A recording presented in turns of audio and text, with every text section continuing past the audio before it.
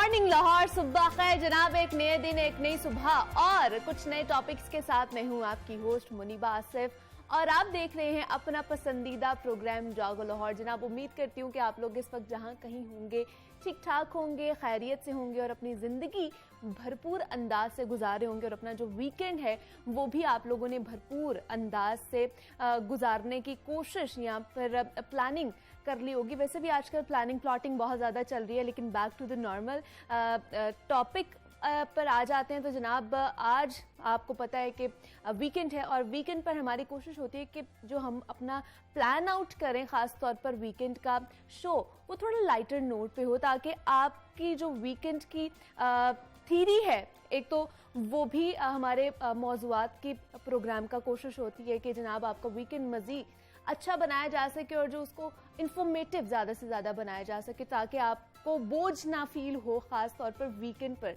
तो आप लोग भी अच्छा अपना वीकेंड गुजारा करें। और आज का मशीनी जो दौर है, हम सब इतने बुरे बिजी हो जाते हैं अपनी लाइफ में कि खुद को रिफ्रेश करने और एनर्जाइज करने के लिए हमें टाइम ही नहीं मिलता है। और अक्सर लोगों का जो वीकेंड है, मैंने देखा है कि आम दिनों से भी ज़्यादा हैक्टिक गुजरता है, क्योंकि हफ्ते भर के जितने भी हमारे काम होते हैं ना, हमने वो वीकेंड के लिए रख लिए होते हैं, जमा कर लिए होते हैं और वो पेंडिंग होते जाते हैं। तो सारी छुट्टी उन्हीं कामों में गुजर जाती है, जिसकी वजह से मंडे वाले दिन हम थके थके से रहते हैं। हफ्ते का आगाज भी हमारा सुस्त तरीके से होता है। तो इसलिए इंसानी जिस्म को और दिमाग को खास तौर पर रिफ्रेश करने के लिए तो उसको ब्रेक चाहिए होती है, खासतौर पर काम से ब्रेक चाहिए होती है। तो इस ब्रेक का मकसद कंप्लीट रेस्ट होता है या फिर ऐसी एक्टिविटीज जो आपको एनर्जाइज करें वो किया करें। तो कोशिश करें कि छुट्टी वाले दिन को खुद को एटलीस्ट वक्त दें, बहन भाइयों के साथ, दोस्तों के साथ गपशप लगाएं जनाब, बाहर डिनर करें जाके और खुल के हंसा करें।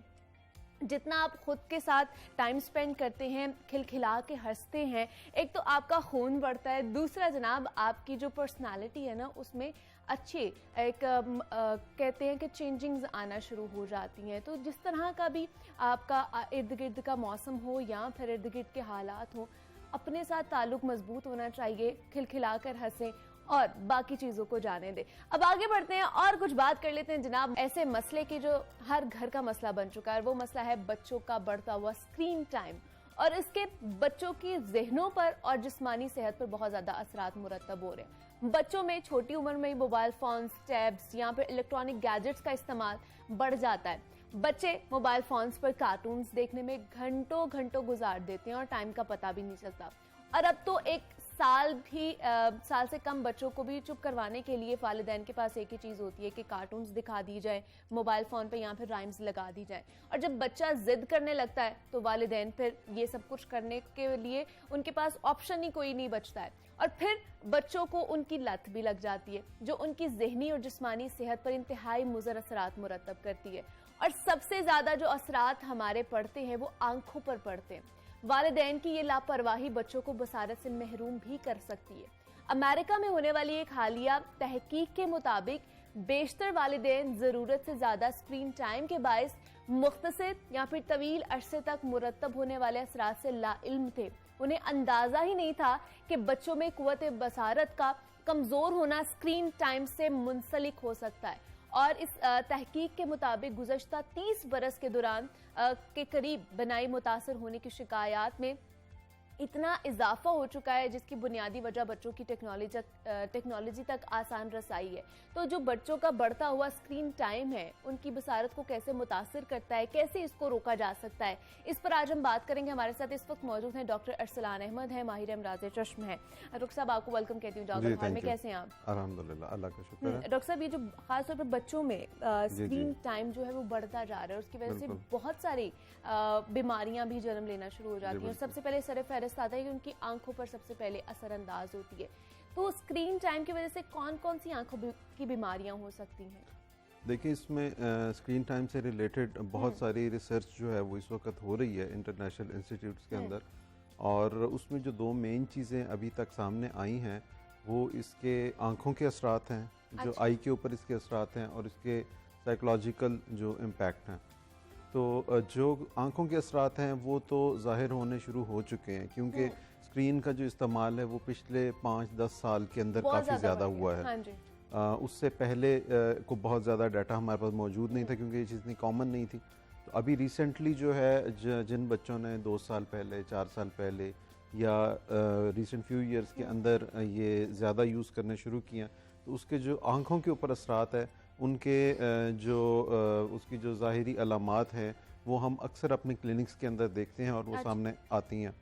मिसाल के तौर पे सबसे जो इसमें इम्पॉर्टेंट चीज़ है वो है आँखों का वीक हो जाना, ऐनक का लग जाना। ठीक है। और बहुत से जो हमारे छोटी उम्र के बच्चे हैं उनको 3 इयर्स 4 इयर्स इवन स्कूल ऐनक गोइंग लग जो जाती है, अर्ली हाँ। एज है उसमें ऐनक लग जाती है, ग्लासेस लग जाती हैं।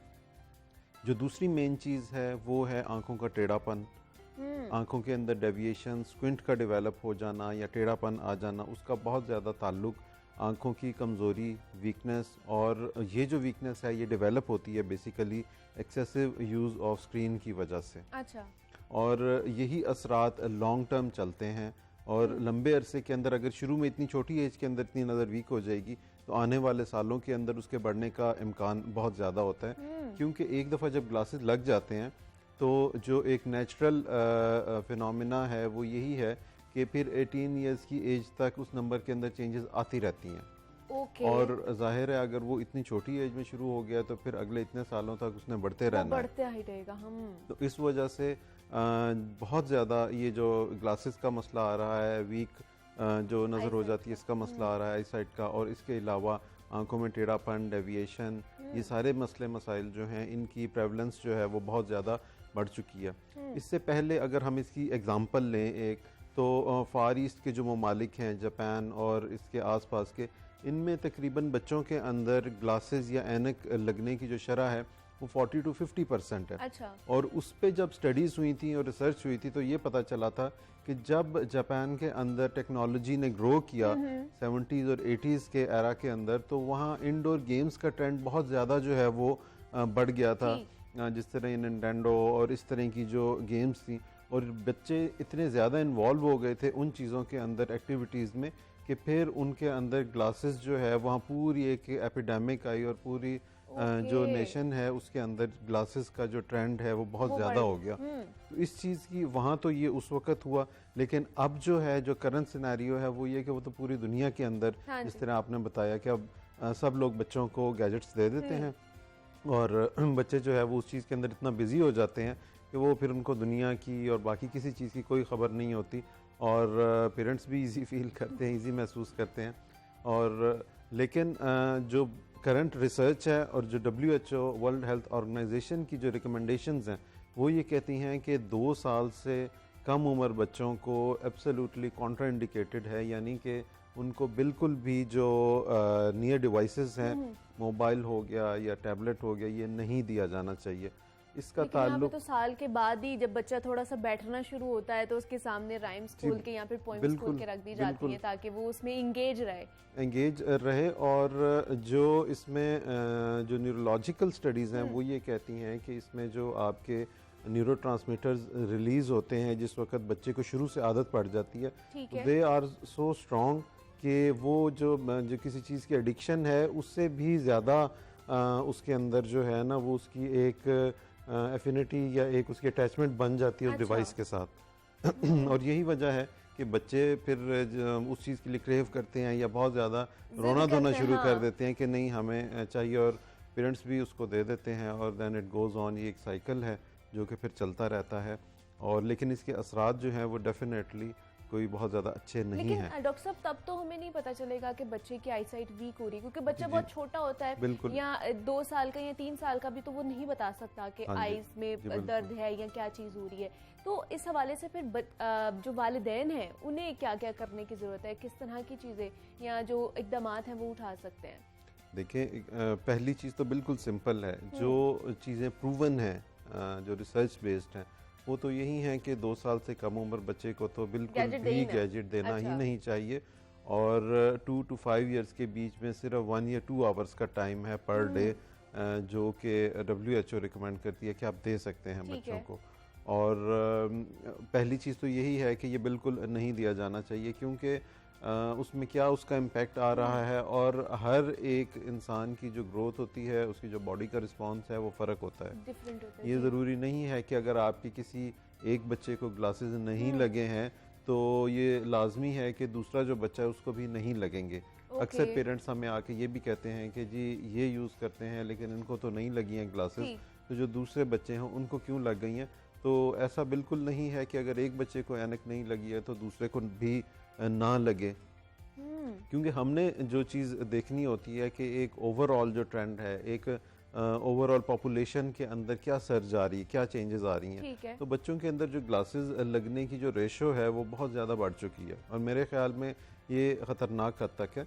और इसमें अगर बच्चों के अलावा भी मैं आपको एक चीज़ शेयर करूँ, डेली जब हम क्लिनिक्स करते हैं तो उसमें जो हमने पिछले कुछ सालों के अंदर नया ट्रेंड देखा है वो ये है कि बच्चों की तादाद तो बड़ी ही है, इसके अलावा जो यंग लोग हैं यानी कि टीन्स के अंदर और 20s के अंदर, उनकी बहुत ज़्यादा तादाद हमारे पास डेली आती है।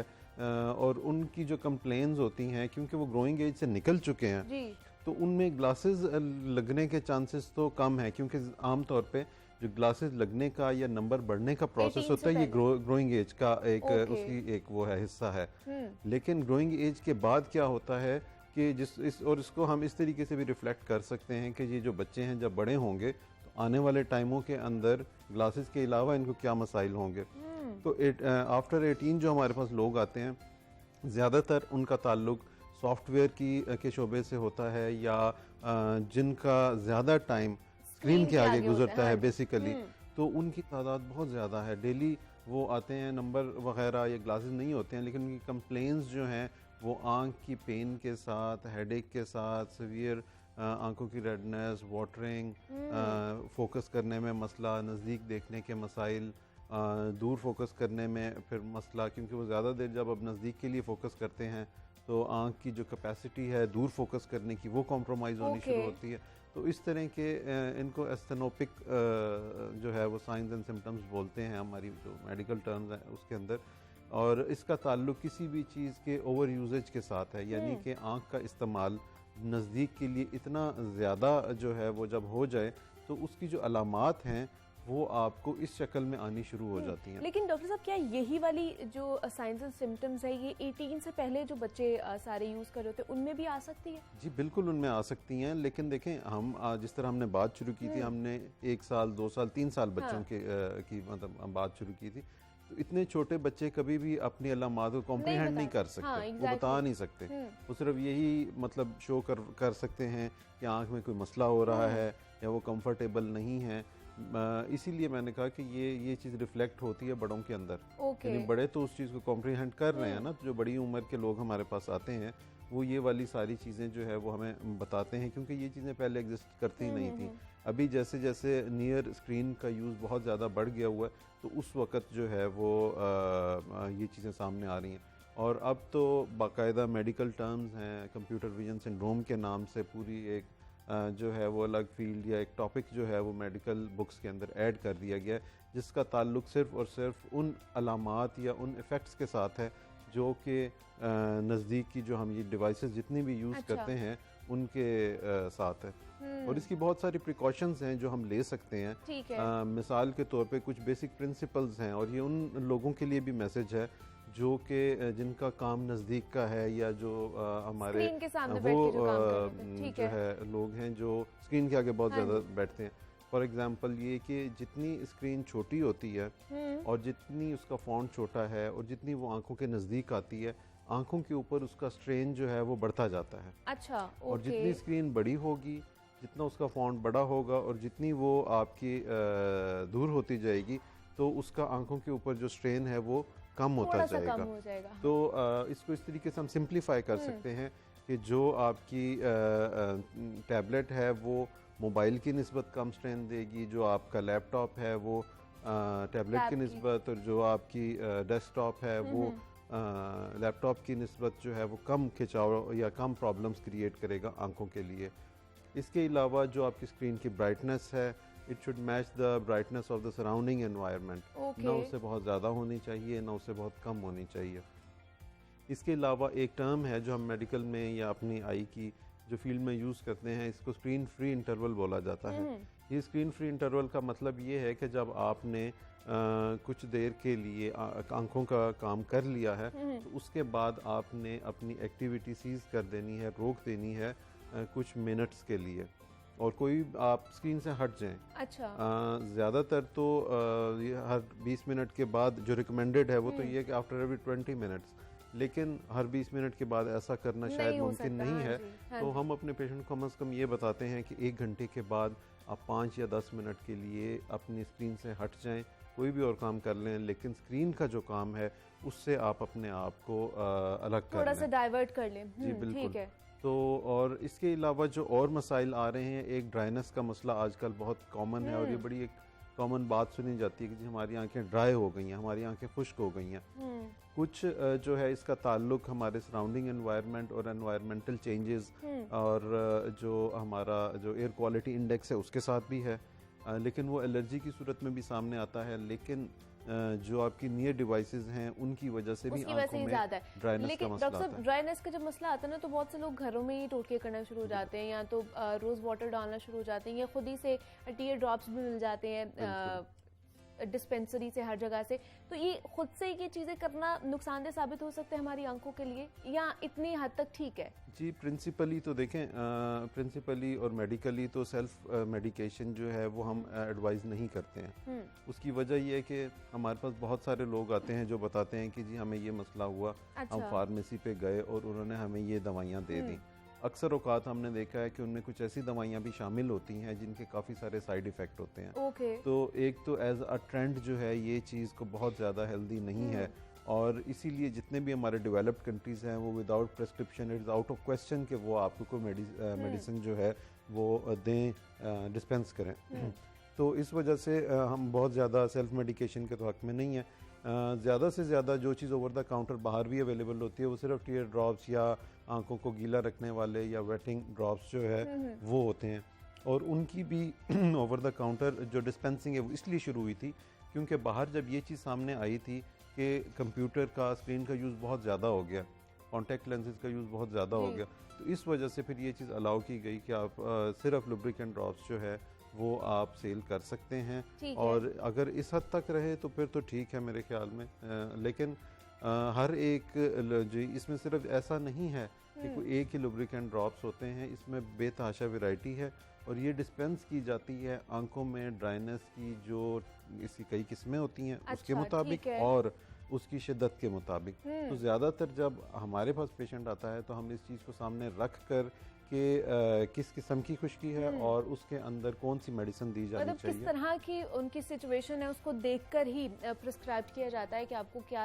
ज़रूरत है। डॉक्टर सलान अहमद आई स्पेशलिस्ट हमारे साथ मौजूद थे। डॉक्टर साहब बहुत शुक्रिया आपके वक्त का कि आप यहाँ पर आए हैं, और आंखों के हवाले से जनाब हम बात करते हैं कि स्क्रीन टाइम बढ़ने की वजह से आंखों के कौन कौन से मसाइल पैदा हो सकते हैं। यहाँ पे एक छोटी सी ब्रेक लेते हैं, मिलते हैं इस ब्रेक के बाद।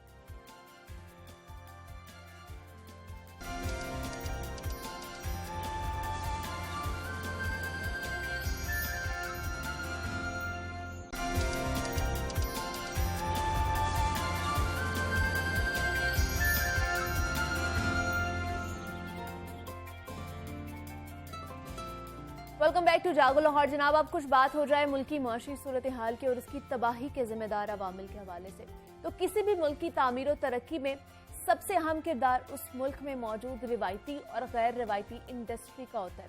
दुनिया भर की तरह पाकिस्तान में भी कुछ गैर रिवायती सन्नतें मौजूद हैं जो पाकिस्तान की मईशत में अहम किरदार अदा करती हैं, और उन इंडस्ट्रीज में सरफहरिस्त इंफॉर्मेशन टेक्नोलॉजी जिसे IT कहा जाता है वो आ जाती है। और गुज़श्ता चंद सालों में IT बरामदात में कई गुना इजाफा हुआ, और मुल्क में मौजूद इंजीनियर्स और IT प्रोफेशनल्स का रुझान पिछले कुछ सालों में फ्रीलांसिंग की जानिब बढ़ा, और उनके कई स्टार्टअप्स और आइडियाज को जबरदस्त फंडिंग भी मिली। लेकिन मौजूदा विफाकी हुकूमत की जानिब से ऐलान करदा नए बजट में कई नए टैक्सेस लागू किए गए, जिनके बायस इस बढ़ती हुई नई इंडस्ट्री और मईशत को कई मुश्किलात का सामना करना पड़ा, और जिसकी वजह से पॉलिसी में तसलसल नहीं रहा और IT बरामदात नीचे आना शुरू हो गई हैं, और उसके साथ साथ कई स्टार्टअप्स भी अब बंद हो चुके हैं।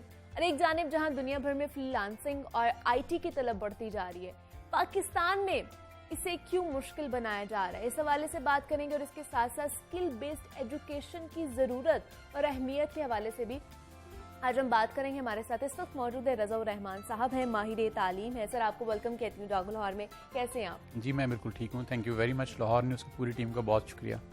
रज़ा साहब, अगर मईशत की बात की जाए, ओवरऑल मईशत की बात की जाए, तो हम सबका कहीं ना कहीं एक छोटा छोटा किरदार होता है कि हमने इसको बूस्ट करना है। लेकिन जो नौजवान नस्ल है, अगर उसके बारे में सबसे पहले मैं पूछूं तो वो किस तरह और कितना जो अपना अहम किरदार है वो अदा कर सकते हैं, खासतौर पर मईशत के अंदर? देखिए, पाकिस्तान तो वो खुशकिस्मत मुल्क है जहाँ 60% नौजवान की आबादी है। और इसके साथ साथ आप ये देखें कि हमारी बहुत बड़ी आबादी जो है वो देहातों में रहती है। और ये जो आज जिस तरह इंडस्ट्री मूव कर रही है, पहले हम एक एग्रीकल्चर इंडस्ट्री में थे, वहाँ से निकल के इंडस्ट्रियल में आ गए, और उसके बाद आज हमें मौका मिला है कि हम नॉलेज इंडस्ट्री की तरफ मूव करें, नॉलेज इकोनॉमी की तरफ मूव करें। तो हमें, मेरा ख्याल है कि इससे बहुत फ़ायदा उठाना चाहिए। और जैसे आपने अभी अपने इंट्रोडक्शन में बताया कि पिछले चंद सालों में हमारी ये इंडस्ट्री ग्रो करके बहुत तेज़ी से आगे आई है। और देखें, ये इस वक्त पाकिस्तान की सेकंड लार्जेस्ट एक्सपोर्ट इंडस्ट्री है, आईटी की जो इंडस्ट्री है। और फर्स्ट पे हमारी टेक्सटाइल है और सेकंड पे हमारी ये है। आप ये देखेंगे, बिल्कुल आप एक बेबी हिस्सा है और इसको भी चंद साल मिले और ये ग्रो करके सेकंड नंबर पे आ गया है। तो इस पे कितना पोटेंशियल होगा, इसके ऊपर हमें फोकस कितना करने की ज़रूरत है, हमारे पास यंगस्टर कितने हैं। तो इन सब चीज़ों को जब क्लब करें तो हम तो इस इंडस्ट्री में बहुत बड़ा बूम लेके आ सकते हैं।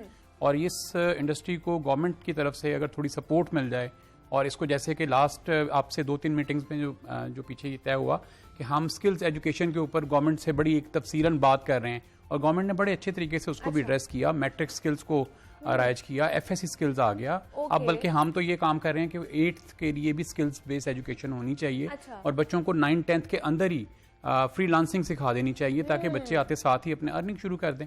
तो ये तो एक बहुत बड़ी अपॉर्चुनिटी थी कि इसको हम फोकस करते, और ये हमारी इकोनॉमी में बड़ा अहम किरदार अदा कर सकती थी।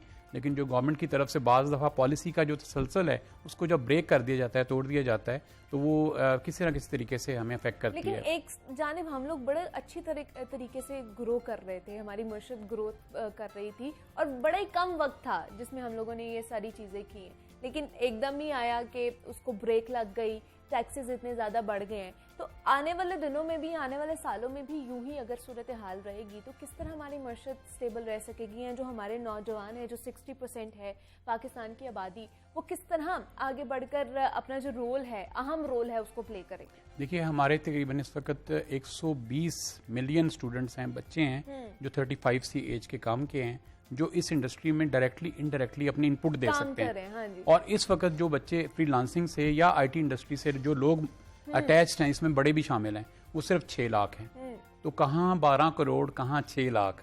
तो पोटेंशियल देखने का अगर आप देखें तो पोटेंशियल तो अभी हज़ारों गुना पड़ा हुआ है, बहुत ज़्यादा पोटेंशियल मौजूद है। गवर्नमेंट को इस पे फोकस करने की ज़रूरत है। नीचे बेस लाइन पे स्कूल्स ने फोकस करना शुरू कर दिया है। कि ये पहली दफ़ा है कि स्कूल्स ये चाहता है कि इंडस्ट्री और एकेडेमिया को इकट्ठा कर दिया जाए, एक पेज पे लेके आया जाए। जो इंडस्ट्री की रिक्वायरमेंट है वो स्कूल पूरी करे, कॉलेज पूरी करे, यूनिवर्सिटी पूरी करे, और ये दोनों आपस में लिंक जब हो जाएं तो उसका फायदा डायरेक्टली इनडायरेक्टली मुल्क को भी और उस फैमिली को भी जिसका वो बच्चा पढ़ रहा है उसको पहुंचे।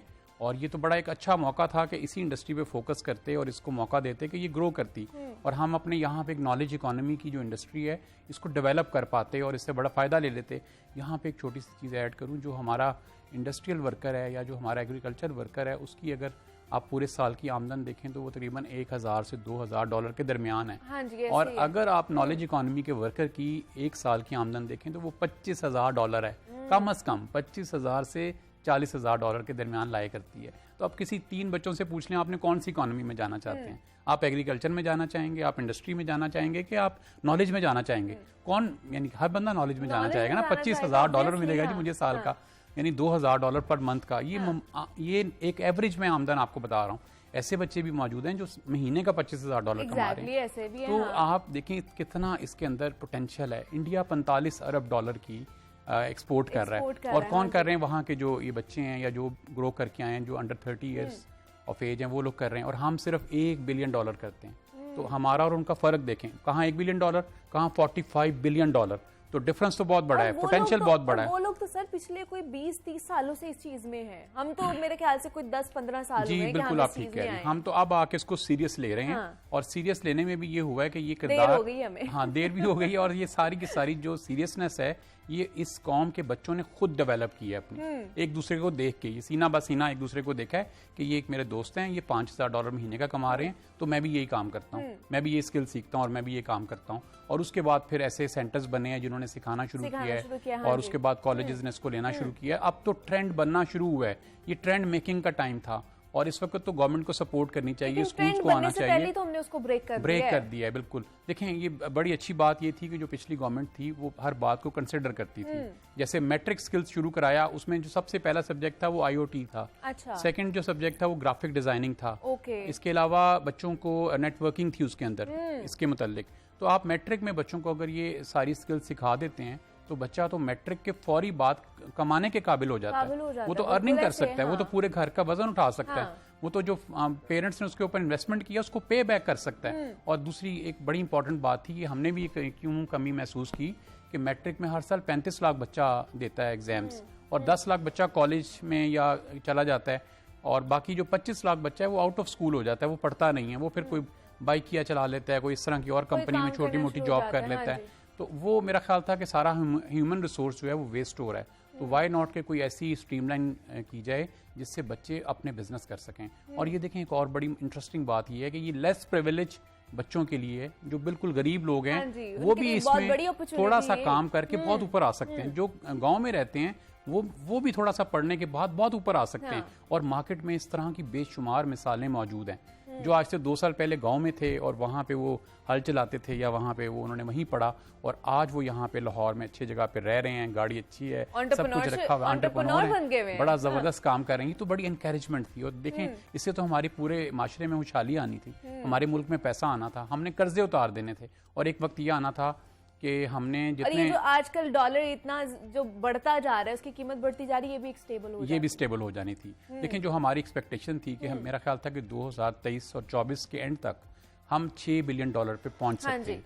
हमारी एक्सपोर्ट आज $1 बिलियन है, और अगले 2 साल के अंदर अंदर ये 6 टाइम्स बढ़ने के बाद $6 बिलियन पे पहुंच जाएगी। और मुनीबा हम $1 बिलियन लेने के लिए कभी सऊदी अरब के पास जाते हैं, कभी दूसरे मुल्क के पास जाते हैं, कभी दुबई जाते हैं, लेकिन जो सीधा तरीका है हम वो इख्तियार नहीं कर रहे हैं। वज़ीर आज़म साहब जाके सदरों से, वज़ीर आज़म से मिलते हैं, और जो उनके बच्चे हैं जो इस काबिल हैं कि वो सारा पैसा खुद अपनी जी ला सकते हैं, अपने काम करके दिखा सकते हैं, उनको वो चाहते हैं, उनको वो मिलना नहीं चाहते, या उनके ऊपर वो मजीद टैक्सेस लगाते जा रहे हैं, उनको डिस्करेज कर रहे हैं। ये जो आपने भी टैक्सेस का जिक्र किया ना, ये सबसे बड़ी डिस्करेजमेंट होगी। और ये बच्चों के पास थोड़ी सी भी अपॉर्चुनिटी आएगी तो दुनिया के बहुत सारे ममालिक ऐसे हैं जो वेलकम कर रहे हैं ऐसे लोगों को जो बाहर से कमाएं, उनके ऊपर कोई टैक्स नहीं होगा। और अगर आप वो उनके मुल्क में कोई बिजनेस करके कमाएं तो उस पर वो टैक्स दे दें। बहुत सारे ममालिक हैं, दुबई है, इंडोनेशिया है, और बहुत सारी कंट्रीज हैं, पुर्तगाल है, वो तो कहते हैं आप आएँ यहाँ पे, हम आपको नेशनलिटी देते हैं अगर आप बाहर से अर्न करते हैं। तो ये तो होगा, ये तो ब्रेन ड्रेन होता जाएगा। एग्जैक्टली, बिल्कुल आपने मेरी बात, यही ब्रेन ड्रेन होता जाएगा। हम अपने ब्रेन ड्रेन की कदर नहीं कर रहे, उनको यहाँ फैसिलिटेट नहीं कर रहे, मौका नहीं दे रहे, उनसे फायदा नहीं उठा रहे। तो ये फिर मेरा ख्याल है हमारी बदकिस्मती है। वैसे मैंने ये नतीजा निकाला है कि हम चाहते ही नहीं है कि हमारे मुल्क में ठीक हो कुछ। अच्छा, देखें हम चाहते ही नहीं है। ये कौन है? ये छोटे छोटे से बच्चे हैं, और ये बिल्कुल अभी 2 साल 4 साल 5 साल का एक्सपीरियंस है, अंडर 30 हैं, और ये अगर हजारों डॉलर कमाना शुरू कर रहे हैं तो हम सोच रहे हैं कि हम कैसे इनसे स्नैच करें। पोटेंशियल भी है कि वो कर सकते हैं। अभी तो ये स्टार्टिंग है जी, अभी तो ये स्टार्टिंग है। अभी तो जो बहुत बड़ी तादाद में लोग इसके अंदर और ऐड होंगे, क्योंकि लोगों को अवेयरनेस नहीं है अभी इसकी। अभी तो इसमें बहुत ज्यादा पोटेंशियल है। आने वाले दिनों में आप देखेंगे, अभी नई आई है ना पॉलिसी, इसकी वजह से जो जितने भी फ्रीलांसर्स थे, जितने भी काम कर रहे थे ना IT के जो लोग थे, बड़े डिसहार्ट हुए हैं कि उनका 35% अगर देखा जाए लगभग टैक्सेस लग गए हैं। बेचारे अगर $100 भी कमाते हैं तो बाद में उनको बचता क्या है? कुछ भी नहीं बचता। अफसरदा होके बैठे हुए हैं कि वो करें क्या? देखिए ये तो बच्चा ना, ये ग्रोइंग एज है, लर्निंग फेज है, और इस फेज में अगर आप उनके ऊपर ऐसे प्रेशर बिल्ड कर देंगे कि आपने यहाँ पे टैक्सेस को डील करना है, इस तरह के डिपार्टमेंट्स को मैनेज करना है, उनको पे भी करना है, तो मेरा ख्याल है कि ये बजाय मोटिवेशन के ये डीमोटिवेशन हो जाएगी। और जो एक टेम्पो बना हुआ था, डीमोटिवेशन होती है तो लोग फिर ऑफ द ट्रैक भी चले जाते हैं, ट्रैक होते हैं, कोई और बिजनेस में चले जाएंगे, उसको छोड़ देंगे, घबरा जाएंगे, नए आने वाले लोग रुक जाएंगे, नए लोग इसको पढ़ने से यानी इनकार कर देंगे, वो कहेंगे हम जो पहले पढ़ा हुआ है ठीक है, ऐसे ही मजदूरी कर लेंगे, नौकरी कर लेंगे और काम कर लेंगे। एक तरफ जो हमारे यहाँ के जितने एजुकेशनिस्ट हैं, जो ये कम्युनिटी है, वो चाहती है कि हम एक नया पाकिस्तान बिल्ड करें, हम एंटरप्रेन्योरशिप लेके आएँ। हमारा मजहब भी यही कहता है कि आप बिजनेस करें। हम एक तरफ हम उसको मोटिवेट कर रहे हैं और दूसरी तरफ गवर्नमेंट ऐसी पॉलिसीज़ लेके आ रही है जो इसको डीमोटिवेट की जा रहा है। और मेरा ख्याल है कि अब जो आने वाला दौर है, बच्चे अब समझ गए हैं, बच्चे बहुत इंटेलिजेंट हैं, बच्चे कोई ना कोई इसका ज़रूर ऑल्टरनेट निकालेंगे। और इजी ऑल्टरनेट यही है कि आप यहाँ से मूव और दुबई चले जाएं, आप पुर्तगाल चले जाएं, आप इंडोनेशिया चले जाएं। आपको वेलकम कर रहे हैं, वो वेलकम कर रहे हैं। हमें अफसोस होगा कि हम अपने मुल्क के लिए कुछ नहीं कर सकते, और हमारा बच्चा बचा नहीं सके, अपना जो फ्यूचर है हमारा, जिनके ऊपर इन्हिसार करता है, उनको हम बचा नहीं सके। स्किल बेस्ड की जैसे आप बात कर रहे थे साहब के, उस पर अब फिर किस तरह की आपको लगता है कि इकदाम करने की जरूरत है? लेकिन जो पहले जो एक इनिशिएटिव लिया गया था वो पिछली गवर्नमेंट की तरफ से लिया गया था, इस गवर्नमेंट ने कुछ इसके ऊपर इनिशिएटिव लिया, कुछ और अगला स्टेप लेने की कोशिश की? देखिए, अभी तक तो कुछ ये जो आजकल मसाइल चल रहे हैं गवर्नमेंट के, वो उसी में ही उलझे हुए हैं। लेकिन जो पिछले स्टेप्स हैं, अगर उनको ठीक तरह से फास्ट फॉरवर्ड नहीं किया जाएगा, आगे पास ऑन नहीं किया जाएगा, तो पिछला स्टेप भी सारा ज़ाया हो जाएगा, पिछली मेहनत भी ज़ाया हो जाएगी। जो हमने पीछे 4 साल में काम किया या 3 साल में काम किया, वट जिन्होंने भी ऑफिसर्स ने किया, ब्यूरोक्रेट्स ने किया, इनके पब्लिक जो रिप्रेजेंटेटिव थे उन्होंने किया, वो सारे काम को सही तरह एड्रेस नहीं किया जाएगा तो वो भी ज़ाया होने का कभी अंदेशा है। और इस वक्त सिर्फ एक चीज़ मैंने शायद लास्ट टाइम भी आपके प्रोग्राम में कही थी कि हमें ना मैसाके तालीम कर लेना चाहिए। चार्टर्ड ऑफ एजुकेशन बहुत important, need of the time है। अगर हम चार्टर्ड ऑफ एजुकेशन कर लें, सारी पार्टीज बैठ के ये फैसला कर लें कि हमने किस तरह इसको मैनेज करना है, अपनी एजुकेशन को कैसे लेके जाना है, बच्चों को कैसे आगे लेके जाना है, और 15 साल या 20 साल एक पॉलिसी तरतीब दे दें और इस बात पे वादा कर लें कि हमने इस पॉलिसी को चेंज नहीं करना। आप 15 और 20 साल पॉलिसी की बात करें या फिर तो हर तीसरे महीने पॉलिसी चेंज हो जाती है? आप बिल्कुल ठीक कह रही हैं, लेकिन देखें हमें होप तो रखनी चाहिए, ख्वाहिश तो करनी चाहिए, अल्लाह से दुआ तो मांगनी चाहिए। हमारा तो यही काम बनता है ना कि हम होप रखें, इनको भी गुजारिश करें, रिक्वेस्ट करें, और हम अल्लाह से दुआ भी मांगें कि हमारे मुल्क की पॉलिसी भी ऐसी है जो यहाँ के लोगों के लिए बेनिफिशियल हो, बच्चों के लिए बेनिफिशियल हो, और हमारा मुल्क भी स्ट्रांग हो। अच्छा ना लगा रहे वालिदैन को, बच्चों को कि आगे जाके क्या होने वाला है। बिल्कुल बिल्कुल ऐसे ही।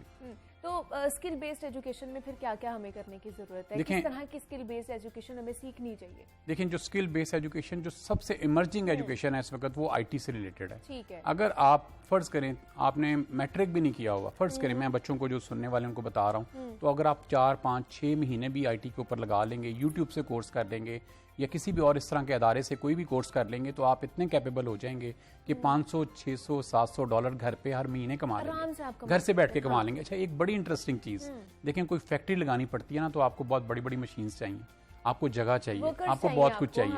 अगर आपने इस इंडस्ट्री में जाना है, आपको कुछ नहीं चाहिए, आपको ये चाहिए, एक मोबाइल चाहिए या एक लैपटॉप आपके पास हो, यही आपकी फैक्ट्री है, ये सब कुछ है, इसी के जरिए आप कमा रहे हैं। तो ये इतनी आसान, इतनी रीजनेबल, इतनी ईजी अप्रोच इंडस्ट्री है कि जिसमें जाना किसी के लिए भी मुश्किल नहीं है। जैसे मैंने पहले कहा ना कि गांव के बच्चों के लिए भी इसको एक्सप्लोर करना, इसमें अपना मुकाम बनाना, इसमें नाम बनाना, अपना एक इमेज बनाना, अपना एक स्टैंडर्ड बनाना, अपना एक कमाई का एक लेवल बनाना बड़ा आसान है। और अब ये होगा कि बहुत सारे वो लोग जो लेस प्रिविलेज थे, जो पहले फैक्ट्रीज नहीं लगा सकते थे, लाखों अरबों पति नहीं बन सकते थे, अब वो बनेंगे। अब ये आम बंदे की एक्सेस में आएगा, जो पढ़ेगा, मेहनत करेगा, जिसके क्रिएटिव आइडियाज होंगे, वो आगे ग्रो करेगा, और उसकी जो ग्रोथ है वो फिर रॉकेट ग्रोथ होगी, वो रुकेगी नहीं, बिल्कुल। और मेट्रिकुलेशन में भी आपने बताया कि इस चीज को किया गया, और इंटर में भी किया गया। जी, मैट्रिक में भी कर दिया गया, इंटर में भी कर दिया गया। मैं आपको उसकी थोड़ी ट्रेल दोबारा बताता हूँ। देखें, इसको हमने अब मिडल में भी करने की रिक्वेस्ट कर दी है, और उसमें उनको यही कहा है कि आप एक मिडल स्किल्स के ऊपर भी पूरा एक कोर्स डिजाइन करके उसको आप इनकैलकुलेट कर दें। और इसमें जायका जो एक जापान की तंजीम है, उसको हमने बीच में कोलैबोरेटिव कराया इनके साथ। कि उनका जो करिकुलम बना हुआ है वो बहुत अच्छा बना हुआ है, और वो करिकुलम वर्ल्ड क्लास का करिकुलम है। बजाय इसके कि हम अपनी कोई नई चीज बनाना शुरू करें जो ऑलरेडी अवेलेबल है, हम उससे फायदा उठाते हैं। इसके बाद फिर जब जो बच्चा मैट्रिक स्किल्स कर लेगा, वो फिर FSC स्किल्स में जा सकेगा। FSC स्किल्स करने के बाद आप अगर चाहें तो इंटरनेशनली कोई भी कोर्स जो स्किल से रिलेटेड है, वो आप कर सकेंगे और पूरी दुनिया आपकी इस FSC की डिग्री को रिकग्नाइज करेगी, क्योंकि इसका सारा करिकुलम हमने बड़ी यूनिवर्सिटी से डिस्कस करके और उसको इनकैलकुलेट करा के आपस में कोलैबोरेट करके फिर बनाया है। और ये कोई दुनिया की यूनिवर्सिटी इसको डिनाई नहीं करेगी या वो कहेगी, ऐसे नहीं कहेगी कि आपका, जैसे हमारा पहले ग्रेजुएशन था, जब हम ग्रेजुएशन की डिग्री लेके जाते थे तो वो उसको कंसिडर नहीं करते थे, कहते थे दोबारा से रीडू करें। तो ये जो डिग्री FSC स्किल्स का जो सर्टिफिकेट मिलेगा वो इजीली BTech के अंदर किसी भी दुनिया के मुल्क के अंदर वो जाके एप्लीकेबल भी हो सकेगा और उसके साथ इंटीग्रेटेड होगा और लोग उसको, दुनिया पूरी उसको एक्सेप्ट भी करेगी। और इस चीज़ को हमें भी एक्सेप्ट करना चाहिए कि हमने आगे बढ़ना है, हमने ग्रोथ करनी है, टेक्नोलॉजी आ गई है, हमारे पास मौजूद है, उसका इस्तेमाल किस तरह करना है और लोगों के लिए उसको किस तरह अवेलेबल रखना है ताकि वो इसमें ग्रोथ ज़्यादा से ज़्यादा कर सके। रज़ा रहमान साहब माहिर तालीम हमारे साथ मौजूद है। रज़ा साहब बहुत शुक्रिया आपके वक्त का कि आप यहाँ पर आए। एजुकेशन, स्किल बेस्ड एजुकेशन के बारे से बात कर रहे थे, IT इंडस्ट्री के बारे से बात कर रहे थे कि जनाब पिछले चंद सालों में उसको एक बूस्ट मिला क्योंकि उनके ऊपर टैक्सेस नहीं लगाए गए थे, टैक्सेस फ्री ये इंडस्ट्री थी, जिसकी वजह से उसने अच्छा खासा अपना जो ग्रोथ लेवल है उसको बढ़ाया था। लेकिन जैसे ही ये हुकूमत आई है, इन्होंने टैक्सेस की भरमार कर दी है, जिसकी वजह से ये इंडस्ट्री भी डूबने वाली है। बहुत से स्टार्टअप्स भी बंद हो चुके हैं, तो इस पर भी हमें कुछ इकदाम करने की ज़रूरत है, गौर फिक्र करने की ज़रूरत है।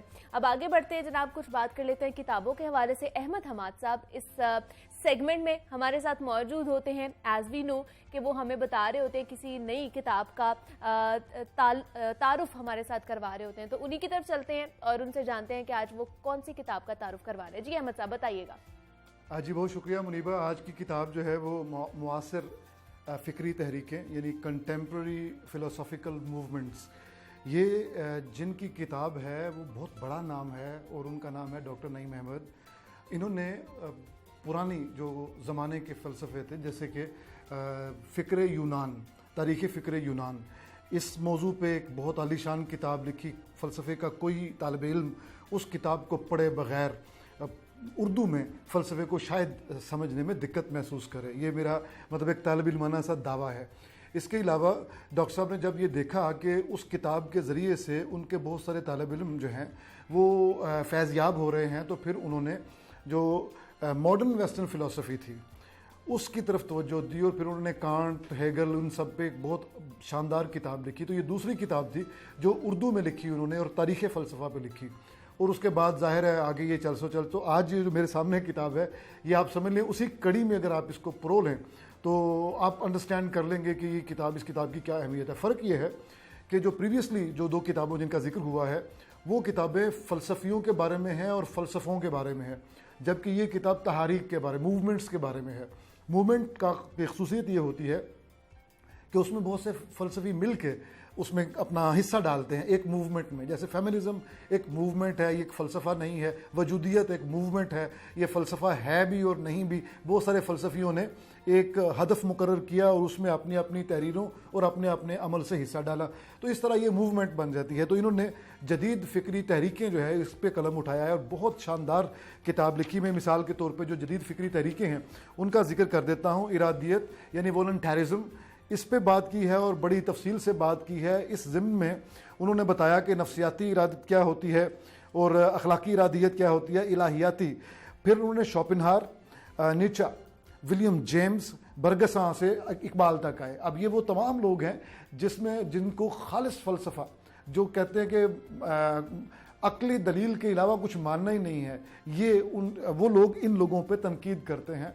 हमारे अशफाक सलीम मिर्ज़ा साहब ने जब ये सारा अपना फ़लसफ़ा क्या है अपनी किताब लिख रहे थे तो बड़े बड़े अजीम फ़लसफ़ियों को उन्होंने इस बुनियाद पे फ़लसफ़ी मानने से इनकार कर दिया कि वो माबुद तबियात की बात करते हैं, मेटाफिज़िक्स की बात करते हैं। वो कहते हैं कि मेटाफिज़िक्स को अकल से साबित नहीं किया जा सकता और इसी तरह जो जमालियात हैं इन चीज़ों को साबित नहीं किया जा सकता। तो जो कैलकुलेशंस हैं यानी मैथमेटिकल कैलकुलेशंस हैं या लॉजिकल कैलकुलेशंस हैं, उन हवालों से अगर आप बात करेंगे तो वो प्योर फिलॉसफी होगी।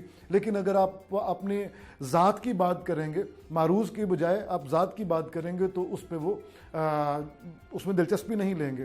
तो बहरहाल उसके बाद जदलियाती मादियत, आपको मार्क्स याद आएगा, उससे पीछे आपको याद आएगा मज़दक याद आएगा, ठीक है। और मटेरियल जो डायलैक्टिक्स हैं उस पर उन्होंने बड़ी तफसील से लिखा है। तारीख़ी जो मादियत परस्ती है, फिर सबसे अहम जो चीज़ है वो मंतकी इसबातियत यानी लॉजिकल पॉजिटिविज्म।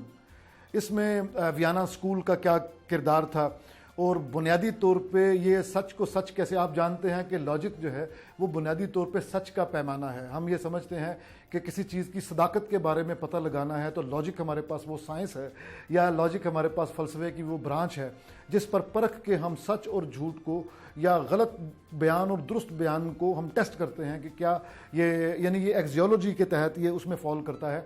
और हम समझते हैं कि जब हम आम बात कर रहे होते हैं या लॉजिकल बात करो तो बड़े ग्रैंड उसका जो है मफहूम में हम बात कर रहे होते हैं, लेकिन असल में जब लॉजिक से हमें पाला पड़ता है तो हमें पता चलता है कि इंडक्टिव रीजनिंग क्या है, डिडक्टिव रीजनिंग क्या है और इन सो फोर्थ। तो मंतकी इसबातियत वालों ने यानी लॉजिकल पॉजिटिविज्म वालों ने बहुत बड़ी बड़ी जुर्रत का मुजाहरा किया और उन्होंने पुराने एस्टैब्लिश्ड फ़िलासफ़ीज़ को बिल्कुल बैक, वो कहते हैं बैक जुम्बुश कलम रद्द कर दिया उन सब। और इसी तरह वजूदियत ख़ास तौर पर एग्जिस्टेंशलिज्म ने किस कदर दूरस असरात मुरतब किए इंसानियत पे, ख़ास तौर पे दूसरी जंग अज़ीम के बाद। तो लोगों ने बाकायदा ये कहना शुरू कर दिया, वही वो कहते हैं कि we are condemned to be free. तो एक छोटी सी बात यहाँ अर्ज़ करके उसके बाद हम इसको वाइंड अप करते हैं। उन्होंने कहा कि किरकेगार्ड जो कि पहला वजूदी फ़लसफ़ी है और ये थीस्ट था, इसने कहा कि 3 मराहिल होते हैं।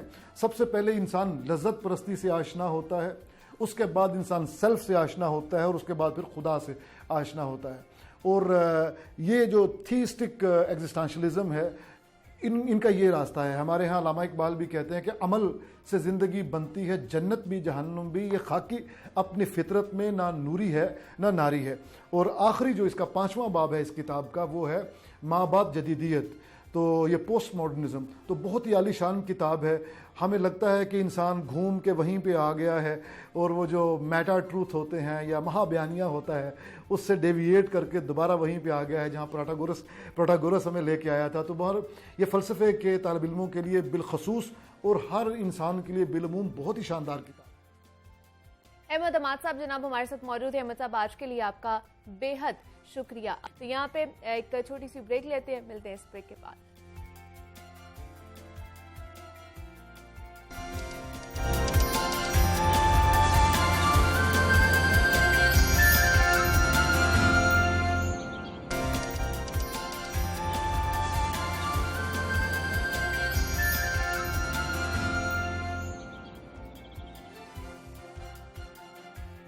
वेलकम बैक टू जागो लाहौर। जनाब अब कुछ बात कर लेते हैं सियासी मंजरनामे के हवाले से। कल का दिन इस हवाले से बहुत ज़्यादा इम्पॉर्टेंट था क्योंकि कल फैसला होना था और सारा दिन ही इस चीज़ में गुजर गया कि जनाब जो पंजाब का सहरा किसके सर सजेगा। एक तरफ काफ लीग और पीटीआई की तरफ से परवेज इलाही साहब को उम्मीदवार बनाया गया और दूसरी तरफ हमजा शहबाज शरीफ मद्दे मुकाबिल थे। टफ मुकाबला था, लेकिन बज़ाहिरी ये नजर आ रहा था कि ज़िमनी इंतखाबात के बाद जब पीटीआई ने एक विक्ट्री यहाँ पर अपना टारगेट अचीव किया, 15 सीटें हासिल की, तो समझ आ रही थी और ये बरमला कहा जा सकता था कि परवेज इलाही जो है वो वजीर आला पंजाब के बनेंगे ही बनेंगे और सबने ये एक्सेप्ट कर भी लिया था। लेकिन फिर एक मंजरनामे पर एक और चीज़ आई, पलट गया पूरा मंजरनामा ही। कल हमने देखा कि पलट गया। पहले तो जो इजलास होना था पंजाब असम्बली में उसमें ताख़ीर की गई। ताख़ीर 4 बजे इजलास शुरू होना था, लेकिन वो जाकर 6, साढ़े 6, 7 बजे शुरू हुआ। फिर वोटिंग की गई। वोटिंग के अमल में हमने देखा कि बड़ी पुरअमन तरीके से वोटिंग की गई और जो डिप्टी स्पीकर थे वहाँ पर मौजूद थे, तमाम अरकान वहाँ पर मौजूद थे।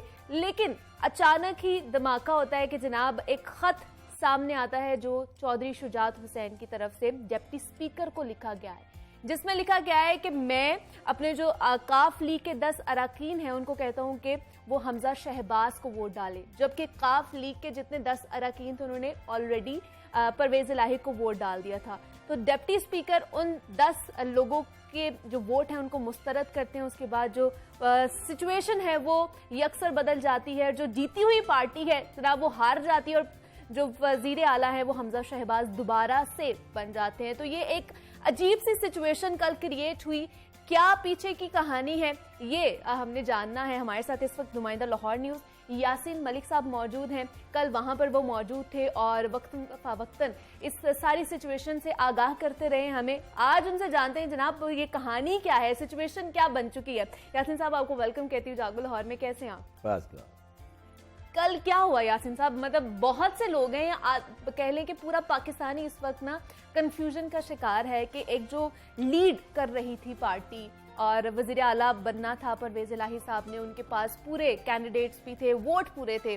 जो हारती हुई पार्टी वो उभर कर सामने आ गई और दोबारा से उन्होंने जो सारी सिचुएशन है उनको ग्रिप कर लिया। क्या सिचुएशन क्या बना, कल क्या बना? बस इसमें तो ये कहा जा सकता है कि बस आग लग गई घर को घर के चिराग से। नहीं, ऐसा हुआ कि जो नहीं सोचा था, अच्छा, जो नहीं होना चाहिए था, या ये समझे कि लोग तवक्को नहीं कर रहे थे कि ये होगा, हाँ क्योंकि जो शुजात और इनकी जो पूरी फैमिली है वो बड़े रख रखाव वाले लोग हैं और वो तो दूसरों को मतलब ऐसा नहीं करते, लेकिन उन्होंने अपने ही भाई के खिलाफ ऐसा कुछ कर दिया कि वो रसवाई हुई। और देखें वो जो उन्होंने ख़त लिखा वो पता चल रहा था कि एक प्रेशर में आके लिखा। जरदारी साहब 3 दिन 2 दिन मुसलसल आते रहे और 5 घंटे एक ही रोज़ मुसलसल यानी उनके घर में उन्होंने क़याम किया। जो 5 रोज़ आखिरी दिन 5 घंटे जो आखिरी रोज़ उन्होंने क़याम किया उसी दौरान ये ख़त लिख दिया गया, रिटर्न उस वक्त हो गया। अब वो अब वो उसको मंजर आम पे लाने के लिए कुछ वक्त दरकार था, उन्होंने उसे मतलब सीक्रेट रखा हुआ था कि ये ऐन वक्त पे इसे तो इसी वजह से कल का जो इजलास है पूरा वो ताखीर का शिकार इजलास हुआ। इजलास 4 बजे होना था जो कि सुप्रीम कोर्ट का ऑर्डर था, उसकी वायलेशन हुई और ये 3 घंटे ताखीर से शुरू हुआ और ये उस दौरान ये सारे मामला तय होते रहे और आखिरकार जो खत है वो डिप्टी स्पीकर क्योंकि उन्होंने चेयर करना था उन तक पहुँचाया गया। उन्होंने फिर फ़ोन पे भी कंफर्म किया इसके मामले में। अब फिर ये अब जब वो उन्होंने आ गया तो डिप्टी स्पीकर ने फिर भी उसे दिखाया नहीं और कहा, बल्कि उस कुछ हद तक कहा जाए ना वो तहरीक इंसाफ की वो हिमायत कर रहा था, परवेज इलाही की हिमायत कर रहा था कि नहीं जी ठीक है आप वोटिंग मतलब उन्होंने जैन कुरैशी पे उन्होंने इतराज़ किया, शाह महमूद कुरैशी साहब का बेटा है, कि ये वोट नहीं डाल सकते, इनके खिलाफ इनके पास 2 सीटें हैं। उन्होंने फौरी तौर पर कहा नहीं ये सबसे पहले वोट ये डालेंगे। अच्छा ठीक है। ऐसे लग रहा था कि जैसे उनका झुकाव जो है परवेज इलाही की तरफ है। अब परवेज इलाही साहब जो है खुश थे, अब वो बिल्कुल पुरअमन तरीके से दोनों तरफ, क्योंकि नून लीग वालों को तो पता था सूरत हाल का, उन्होंने तो कोई कुछ नहीं करना था, इनको भी कुछ तसल्ली दे दी गई। पुरअमन इलेक्शन हो गया, तकरीबन 1.5-2 घंटे इलेक्शन पे लगे। उसके बाद जब अनाउंस किया, अनाउंस भी ऐसे ही कर दिए कि पहले परवेज हमजा शहबाज का कर दिया कि 179 ले लिए, अब साथ ही परवेज इलाही का अनाउंस किया कि 186 लिए हैं, उसमें से काफ लीग की उनकी अपनी पार्टी के भी 10 शामिल है और साथ ही एक लेटर निकाला। लेकिन मेरे पास एक टर्निंग पॉइंट आया तो वो तो चीखते चलाते रहे। राजा बशारत ने कहा कि भाई देखे ये पार्लिमानी लीडर का काम है, ये पार्टी हेड का काम नहीं है। और जो पीटीआई ने जो इस तरह जो हदायत की, जो एक खत के जरिए सबको आगाह किया, तो वो भी मियां महमूद रशीद जो पीटीआई के पार्लिमानी लीडर है उन्होंने आगाह किया था, ना कि इमरान खान ने आके आगाह किया था। इसी तरह इनका साजिद भट्टी पार्लिमानी लीडर है, उन्होंने एक दिन जुमेरात के रोज़ उन्होंने एक मीटिंग बुलाई, उसमें सबको उन्होंने कहा किया कि आप परवेज इलाही को उस वक्त तक शहजाद साहब तो बिल्कुल सोए हुए थे। अच्छा ठीक। अब अगले दिन जब एंट्री होती है आसिफ जरदारी साहब की, उनके घर आते हैं और जराए ये बता रहे हैं कि उनको कोई बड़ी हैवी पेशकश के मतलब मैं कोई पैसों की बात नहीं कर रहा, ऑफर दी नहीं, किसी ओहदे की अच्छा, हुकूमती ओहदा है। देखिए हुकूमती ओहदा आगे जाके पता चलेगा, अभी तक उन्होंने टॉप सीक्रेट रखा हुआ है। मेरे जरा ये बता रहे हैं यासीन साहब इतनी भी क्या ये बड़ी ऑफर होगी कि अपने भाई के खिलाफ ही आप आगे जो रवादारी रिश्तेदारी जो खुलूस था वही आपने पसे पुश डाल दिया। हमारी जो नई जनरेशन है ना चौधरी बरादरान की, जिसमें मोनू सलाई भी है, सालक हुसैन भी है, ये सारी जो पौध आई है ना ये और तरह की है। पहले जो बड़े थे बड़े रख रखाव वाले लोग, बिल्कुल ऐसे वो तो दूसरों और चौधरी बरादरान का सुना भी यही जाता था, कभी भी नहीं है। ये तो ऐसा हुआ कि वो पूरा जो खानदान है वो बट गया। हाँ जी। अब देखिए अगले दिनों में कोई नई पार्टी तश्कील देते हैं, वो हो सकता है क्योंकि हुसैन लाई पहले भी कह चुके हैं कि हम पार्टी नहीं बनाएंगे। ठीक है। अब ये सूरत जो अब बहुत ज़्यादा ख़राब हो बिगड़ गई, चुकी है, तो हाँ जी। उसमें तो फिर वो बना भी सकते हैं। अगर चौधरी बरादरान की अपनी ही एक अलहदा पार्टी बन गई तो अंदाज़ा करें कहाँ तक बात अच्छा, जाएगी। ये जो ओहदे की आप बात कर रहे हैं, जो ऑफर दी गई है, जो सोर्सेज से पता चल रहा है, ओहदा शुजात हुसैन को मिलेगा या नहीं, सालिक हुसैन को किसको ये मिलेगा? वैसे तो जब ये आसिफ जरदारी हाँ आए जी। दूसरी दफा वापस मुड़ के जी, जब जी। आए तो उस वक्त ये मोहन सलाई और चौधरी परवेज अली घर पे बैठे हुए थे। हाँ जी, और जब वो उनको पता उन्होंने चला तो वो इनकार घर करके से वो चले चले गए। गए, होटल चले गए। लेकिन चौधरी शुजात चाहते थे कि इनसे मुलाकात हो जाए, बड़ी ठीक। कोशिश की उनके इनकी आपस में मुलाकात हो जाए।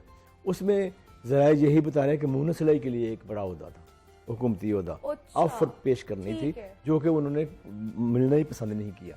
ठीक है। और जराए यही बताते हैं कि जब वो उठ के चले गए तो वापस आए तो उन्होंने आके फिर वहाँ बैठे बैठे नवाज शरीफ से भी बात की आसिफ जरदारी ने, ठीक है। और फिर उसके बाद फिर उनके यानी जो उन्होंने जो यकीन दहानी सी वहाँ से ली, उसके बाद फिर चौधरी शुजात साहब को बताया कि वो ये कह रहे हैं।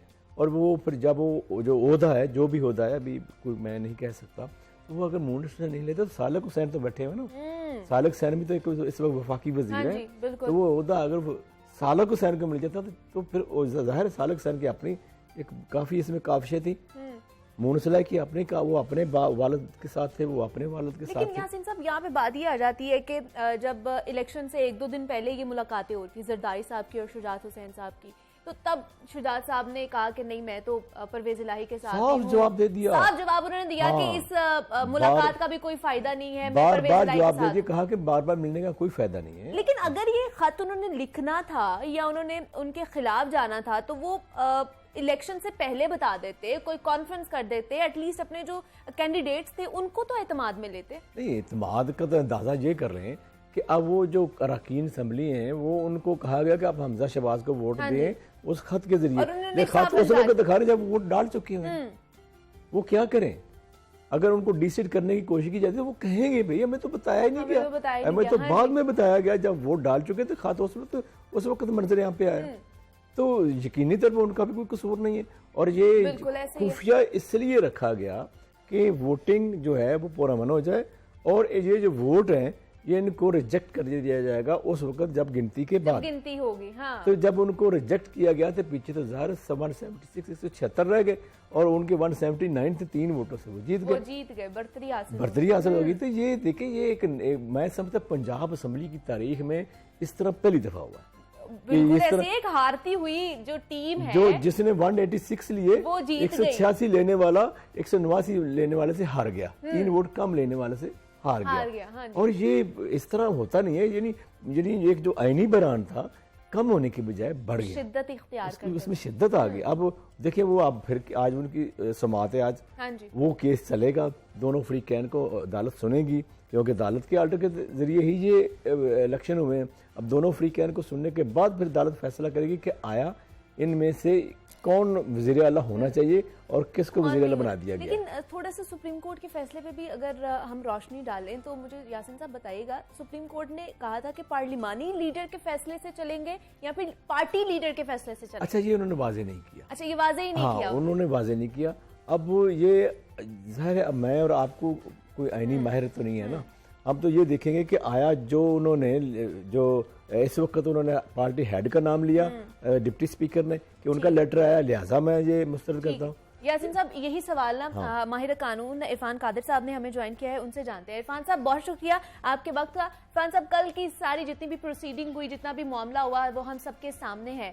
कानूनी लिहाज से, कानूनी नुक्ता नजर से जानना चाहते हैं कि कल जो खत लाया गया असेंबली में और उसकी वजह से 10 अरकान के जो वोट हैं उनको निकाल दिया गया, मुस्तरद कर दिया गया, इस खत के हवाले से बताइएगा कि जो डिप्टी स्पीकर है उन्होंने फैसला लिया, क्या ये दुरुस्त है और किन किन नुकात से दुरुस्त हो सकता है, किन किन नुकात से गलत हो सकता है?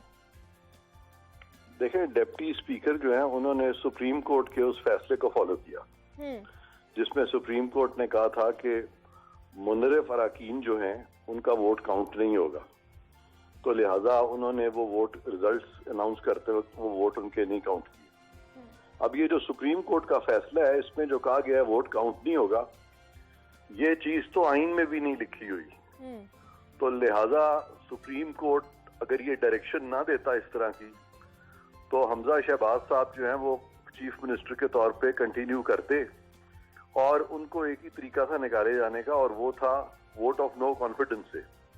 अब सुप्रीम कोर्ट का ही फैसला उन्होंने लागू कर दिया है उन पे, परवेज इलाही साहब पे, और उसका नतीजा ये निकला कि फिर भी इन हालात में भी हमजा साहब के जो वोट हैं वो बढ़ गए हैं।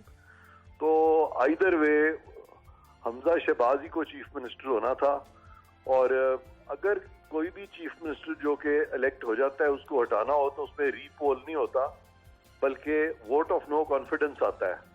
तो अब भी अगर कोई हटाना चाहे उनको तो वोट ऑफ नो कॉन्फिडेंस के जरिए हटाया जा सकता है, उसके अलावा कोई तरीका मतलब ये सिर्फ वोट ऑफ नो कॉन्फिडेंस ही एक ऑप्शन बचता है, इसके अलावा और कोई ऑप्शन नहीं है आपको लगता है? नहीं, और कोई ऑप्शन नहीं है, और यही एक्सरसाइज होना चाहिए था। ये तो किसी ने एक्सरसाइज ही नहीं किया, तो लिहाजा वो जो भी उनको हटाया गया या थोड़ी देर के लिए उनको डिसफंक्शनल करने की कोशिश की गई तो वो सब आइन के मुताबिक नहीं था।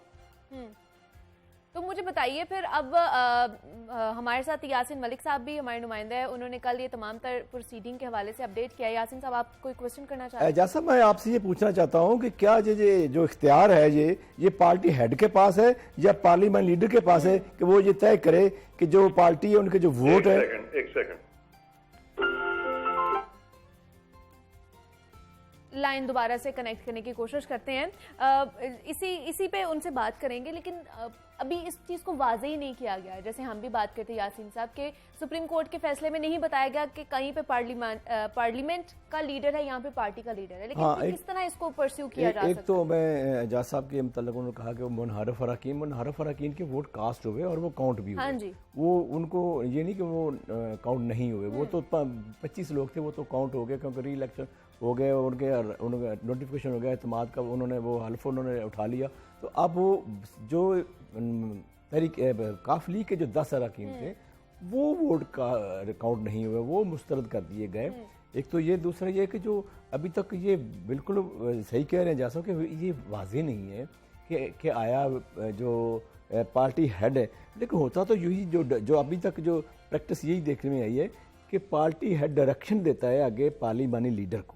जैसे पीटीआई में हुआ कि इमरान खान ने डायरेक्शन दी मियां महमूद रशीद को, उन्होंने अपनी पूरी पार्टी के अरकान को वो आगे फर्दन सबको लेटर भेजे, उसमें मसवदा जो भी था। जी। तो इसी तरह यहाँ भी यही होना चाहिए था हाँ कि वो पार्टी हेड जो है पार्लियामेंट लीडर को कहता, और वो बकौल उनके कि उन्होंने कहा, और साजिद भट्टी पार्लियामेंट लीडर है, उन्होंने उसको फॉलो किया, एक्सरसाइज किया परवेज इलाही को वोट देने। ठीक है, अब वो वही पार्टी हेड दोबारा एक लेटर लिखते हैं, लेटर से में 2 हैं। अच्छा, ठीक एक साजिद भट्टी का लेटर है, ठीक है, एक जो पार्लियामेंट बतौर लीडर, एक चौधरी शजाद का लेटर है। ठीक, तो चौधरी शजाद का लेटर हावी हो गया साजिद भट्टी के लेटर पे, क्योंकि वो पार्लियामेंट लीडर है। अब वो इसी को प्ली लेके डिप्टी स्पीकर ने कहा कि चूंकि वो पार्टी हेड है और आइन के मुताबिक पार्टी हेड की मर्जी के बरक्स कोई वोट डालेगा तो वो डी-सीट होगा और उसका वोट भी काउंट नहीं होगा, लिहाजा इन्होंने उसकी मर्जी के खिलाफ वोट डाले, इनके वोट हम मुस्तरद करते हैं, वो वोट काउंट नहीं हुए।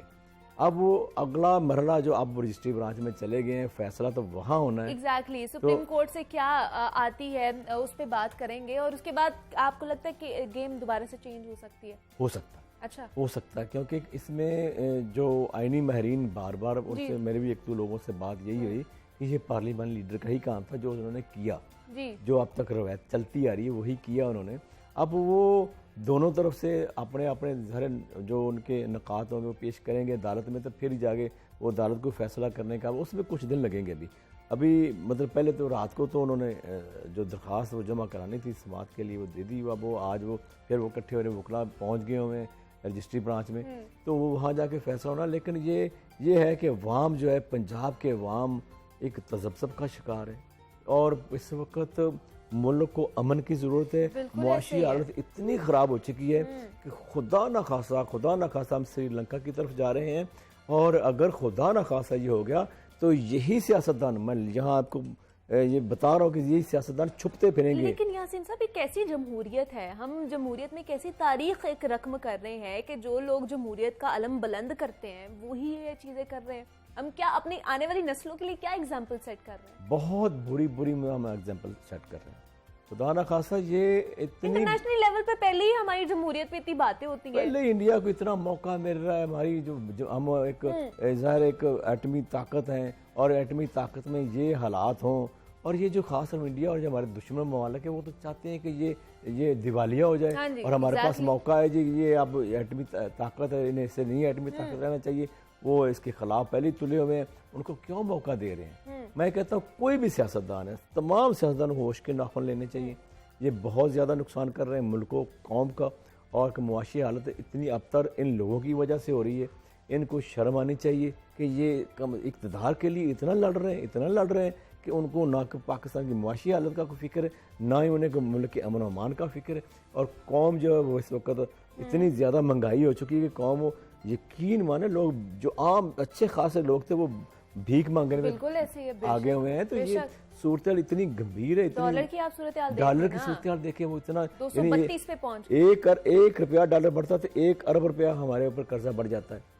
अंदाज़ा करें कि ये इस कौम का क्या बेचारी का बनेगा। और जो सियासतदान है उनको क्यों शर्म नहीं आती कि ये कम से कम थोड़ा बहुत सोचें कि मुल्क और कौम आम अवाम को रिलीफ देने का ही थोड़ा बहुत सोच लें, एक पेज पर आ जाएं, अवाम के लिए ही आ जाएं। खुदारा आपसे ये दरख्वास्त कर सकते हैं। यासिन साहब, सुप्रीम कोर्ट में क्या सूरत हाल है? मोहम्मद अशफाक ने हमें ज्वाइन किया है, उनसे जाने थे। अशफाक साहब बताइएगा, वहां पर कौन कौन से लोग पहुंच चुके हैं, क्या अपडेट है आपके पास? लाहौर जिससे में chief justice Pakistan justice Umar Ata Bandial, justice Ijazul Hasan, justice Munib Akhtar supreme court Lahore district पहुंच चुके हैं। सुप्रीम कोर्ट लाहौर डिस्ट्रिक्ट की सिक्योरिटी सख्त कर दी गई है। पुलिस की इजाफी नफरी तैनात करके इजाफी दाखिली रास्ते जो कि सुप्रीम कोर्ट की जानिब आ रहे हैं, उन रास्तों को भी बंद कर दिया गया है। तो तहरीक इंसाफ के जो रहनुमा है उमर अयूब, फवाद चौधरी और दीगर जो रहनुमा है वो सुप्रीम कोर्ट लाहौर डिस्ट्रिक्ट पहुंच चुके हैं। जबकि तहरीक इंसाफ और काफिली की जो लीगल टीम है, जिसमें इम्तियाज रशीद सदीकी, आमिर सईद और उनके साथ साथ एडवोकेट अजहर शरीफ और दीगर वकला भी सुप्रीम कोर्ट लाहौर डिस्ट्रिक्ट में मौजूद हैं। तो कुछ ही देर बाद सुप्रीम कोर्ट का बेंच, चीफ जस्टिस पाकिस्तान की सरबराही में जो बेंच तश्कील दिया गया है, वो बेंच कुछ ही देर बाद समाअत का आगाज करेगा और वकला दलाइल देंगे।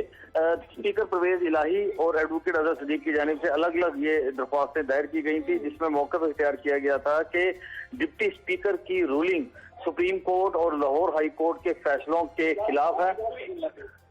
सुप्रीम कोर्ट और लाहौर हाई कोर्ट के फैसलों के खिलाफ है और इस हवाले से जो इक़दाम किए गए हैं, उन तमाम रूलिंग है उसको कलअदम करार दिया जाए। जी लेकिन कब तक इम्कानात है कि ये समाअत शुरू हो जाएगी अशफाक साहब? जी बिल्कुल, तकरीबन 11 बजे का वक्त दिया गया है जो अदालती अमला है उनकी जानिब से कि 11 बजे जो सुप्रीम कोर्ट का बेंच बैठेगा और इस पर कार्रवाई का आगाज करेगा। सुप्रीम कोर्ट का अमला पहुंच चुका है, तमाम स्टाफ पहुंच चुका है, तो कुछ ही देर बाद समाअत का आगाज होगा। लेकिन अशफाक साहब, अगर आपकी भी माहिरे कानून से किसी से बात हुई होगी और कानूनी नुक्ते के हवाले से अगर मैं जानना चाहूँ आपसे कि सुप्रीम कोर्ट के फैसले के मुताबिक कल ये प्रोसीडिंग की जानी थी और वोट कास्ट किए जाने थे, लेकिन जो 10 काफ लीग के अरकान के मुस्तरद किए गए हैं वोट खत के बिना पर, तो ये कानूनी लिहाज से ये गलत है? कौन कौन से नुकात जो हैं उस पर ये किया जा सकता है इसको प्रोसीड?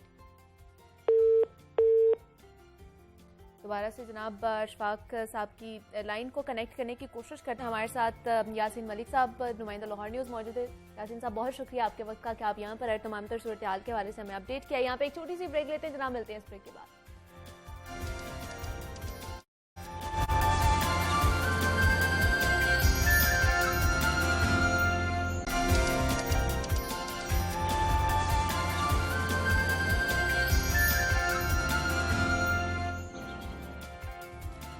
वेलकम बैक टू जागो लाहौर। जनाब, आज जैसे कि वीकेंड है और वीकेंड पे आप लोगों को पता है हम लोग ज़रा लाइटर नोट पर ही प्रोग्राम का आगाज़ भी करते हैं, प्रोग्राम शेड्यूल करने की भी कोशिश करते हैं कि ज़्यादा से ज़्यादा हम लोग इसमें इंटरटेनमेंट के हवाले से बात कर सकें। और अभी भी हमने मौसीकी के हवाले से बात करनी है ताकि हमारा जो वीकेंड है वो दुबाला कर सके हम लोग। तो मौसीकी का तड़का लगाएंगे। आज हमारे साथ मौजूद हैं आयशा अफजल हैं जो कि सिंगर हैं, और उनके साथ गिटारिस्ट उमर जुल्फ़िकार भी मौजूद हैं। उनसे जानते हैं उनकी जर्नी के बारे में, और कुछ गाने भी उनसे सुनेंगे, कुछ चिट चैट भी उनसे करेंगे। आयशा, आपको वेलकम कहती हूँ जागो लाहौर में, और उमर आपको भी वेलकम कहती हूँ।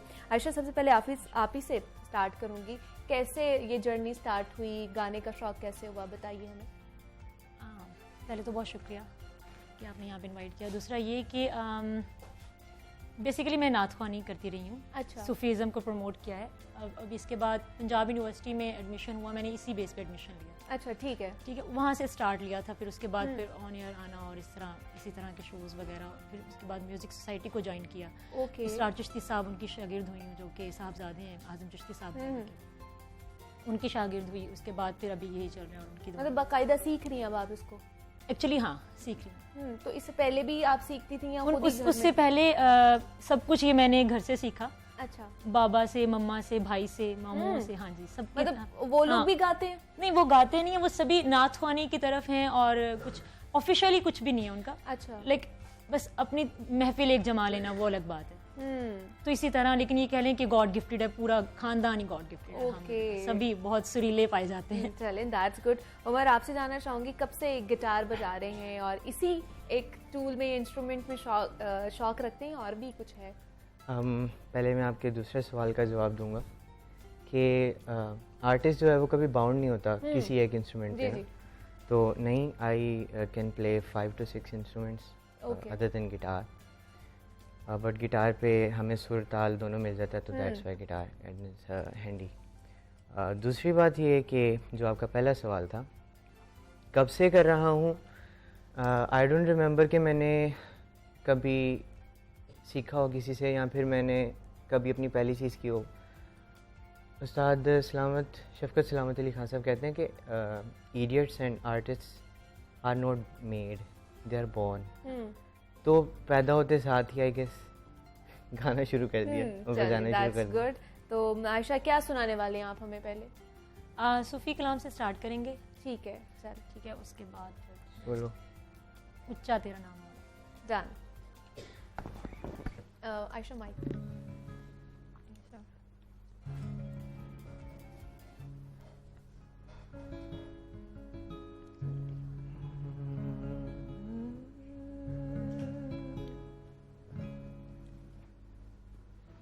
उच्चा तेरा नाम मौला, सच्चा तेरा नाम। उच्चा तेरा नाम मौला, सच्चा तेरा नाम।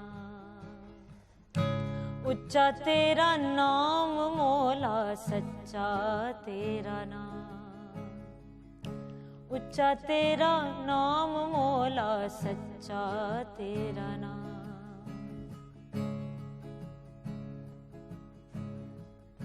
उच्चा तेरा नाम मौला, सच्चा तेरा नाम। उच्चा तेरा नाम मौला, सच्चा तेरा नाम।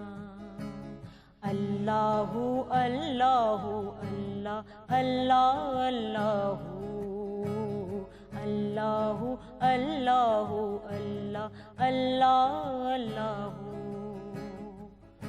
कुल जगदा तू पालन हारे, बंदे ने आजिज तू मुख्तारे।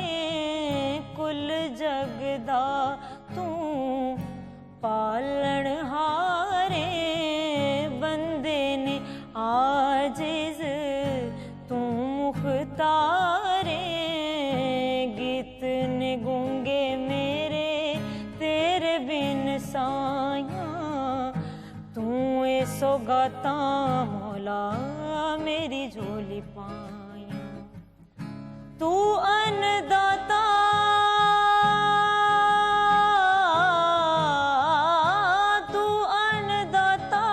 तेरी हर शै गुलाम। उच्चा तेरा नाम मौला, सच्चा तेरा नाम। उच्चा तेरा नाम मौला, सच्चा तेरा नाम।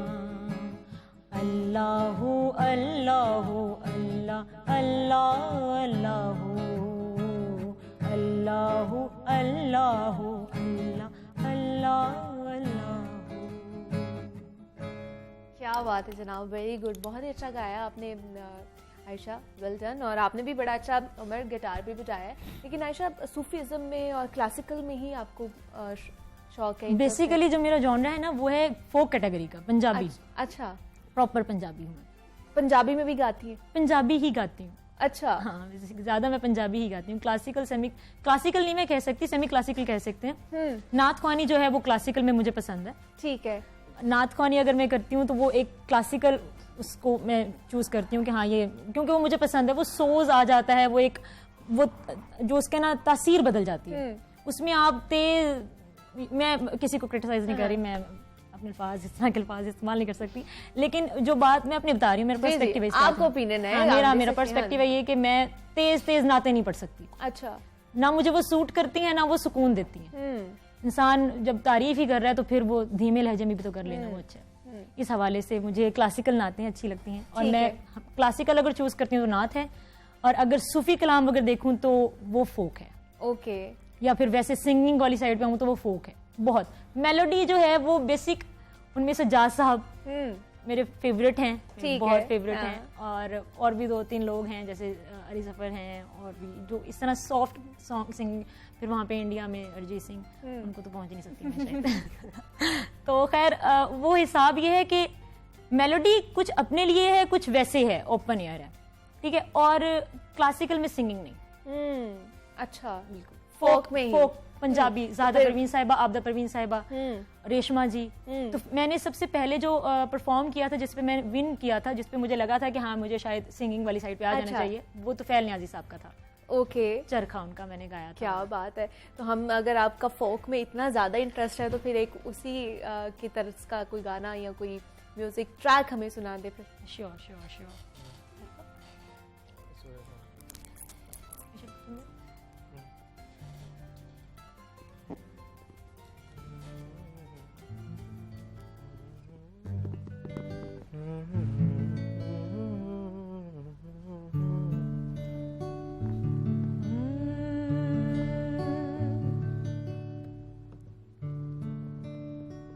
वे मैया तेरे वेखण लई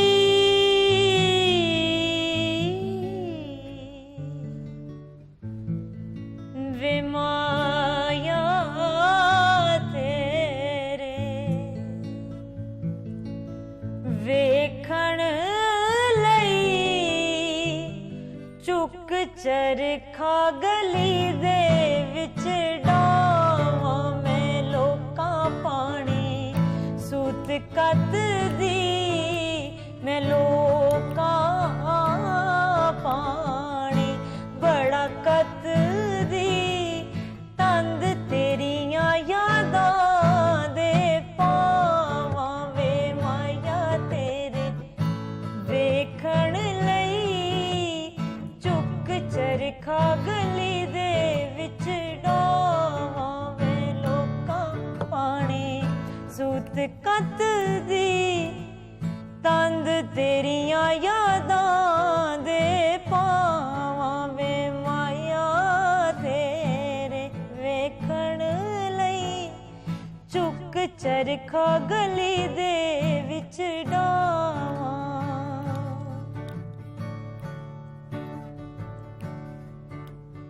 मैनू बाबुल दी सो दिल नहीं लगदा बाबुल दी सो दिल नहीं लगदा साड़े सेक हिजर दी अगदानी अज मेरा चित करदा नी अज मेरा चित करदा घर छड़ के मलंग बन जावां मैं माया तेरे वेखण लई चुक चरखा गली दे विच डावां मैं लोकां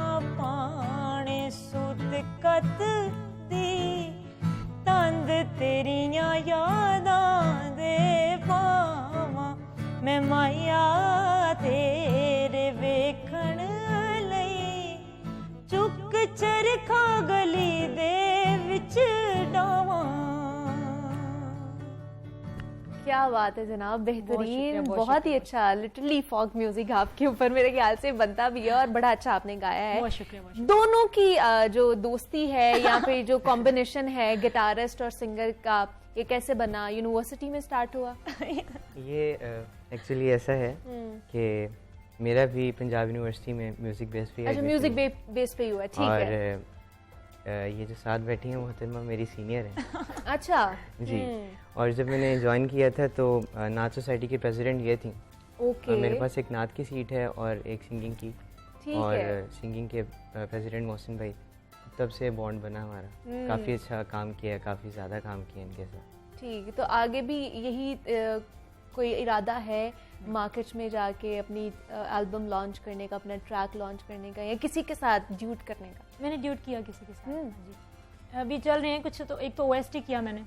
अच्छा। दिले बेनाम एक ड्रामा है, ओके, आई गेस और चैनल पे चलता है, यहाँ का ही है वो, तो वहाँ पे OST था, वो परफॉर्म किया मैंने। ओके। और उसके बाद जो है एक बल्तिस्तानी है सरवर खान, उनके साथ मैंने वहाँ का एक सॉन्ग है लेकिन उसको उर्दू में कन्वर्ट किया गया, उसके लिरिक्स को, और वहाँ की कंपोजिशन है वो, तो वो परफॉर्म किया मैंने, वो भी है। और उसके बाद एक और अभी अपकमिंग है, फिर और भी ट्रैक दिए हुए हैं, वो पिक्चराइजिंग होगी तो फिर वो कुछ मतलब लूप में है, पाइपलाइन में चीजें चल रही हैं साथ साथ। एग्जैक्टली इसी तरह। चलिए, ये तो अच्छी बात है। लेकिन ख्वाहिश किसके साथ, अगर पाकिस्तानी किसी सिंगर से पूछूं कि उसके साथ ड्यूट करना चाहती हैं, किसके साथ करेंगी? मैं आपको बता चुकी हूँ, सज्जाद साहब के साथ। मेरी एक और भी ख्वाहिश है। अच्छा। हाँ, मेरी एक और भी ख्वाहिश है, और वो ये ख्वाहिश बस ये है कि आबदा परवीन साहिबा सामने बैठी हूँ और मैं बस कुछ एक दो लाइन, एक दो सतर सिर्फ एक परफॉर्म करूँ, और वो सिर्फ मेरी तरफ देख ले, मुझे लगता है मेरी जिंदगी वहाँ पे सफल है। क्या बात है। मतलब मुझे ना भी अप्रिशिएट करे ना, मेरी ख्वाहिश है ये कि वो, मतलब ये आपके लिए एक बहुत बड़ा ऑनर है कि आप परफॉर्म करते हो किसी ऐसे के सामने जिनको पूजा जाता है। बेशक बेशक, एग्जैक्टली, इबादत की जाती है उनकी, इसी तरह म्यूजिक सोसाइटी में उनकी इबादत ही की जाती है। तो उस जब भी खास तौर पर सूफीज्म का जब आता है तो उनको याद किया जाता है, बस वो क्लिक करती हैं। वो इस हवाले से मेरी बहुत बड़ी ख्वाहिश है। तो फिर मेरे ख्याल से उन्हीं का कुछ नहीं हमारी नजर कर दिया जाए। ये इस तरह ना कुछ करें, ये आप कोताही ना करवाएं मुझसे। मैं OST सुना देती हूँ। चलें, जो आपको ठीक लगता है वो सुना। हाँ प्लीज। सज्जाद साहब का नहीं करना? सज्जाद साहब का बाद में कर लेंगे ना। OST पे कौन सा? कौन सा OST सुनाएंगे? जो मेरा OST मैं आपको वही सुनाऊंगी। चलें, तो जो मेरा एक पार्ट था बस वो। चलें, श्योर। पे ये नहीं होगा, हो जाएगा उसमें।